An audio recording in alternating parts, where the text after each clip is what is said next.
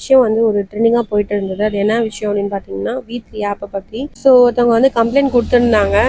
சில பேர் ஃபீவருக்கு வரத்துக்கு முன்னாடியே ஒரு டேப்லெட் போடுவாங்க. அந்த மாதிரி ஆள் இருப்பாருன்னு நினைக்கிறேன். அவர் ப்ராப்ளம் வரப்போகுது தெரிஞ்சுட்டு கம்ப்ளைண்ட் கொடுத்துருக்காரு. ஸோ நிறைய பேரை சேவ் பண்ணுறாருன்னு தான் நான் சொல்லுவேன். இது உண்மையாக பொய்யான்னு எனக்கு தெரியல. பட் இருந்தாலும் அது உண்மையாகவே இருந்துச்சுன்னா எவ்வளோ பேர் பாதிக்கப்படுவாங்க.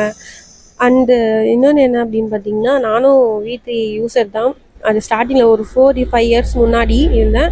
இப்போ இல்லை. அப்போ வந்து எப்படி ப்ரொசீஜர் பார்த்தீங்கன்னா, ஒரு 6 வீடியோ ஒரு நாளைக்கு கம்பல்சரி பார்த்தே ஆகணும். அந்த டைமுக்குள்ளே பார்த்துடணும்.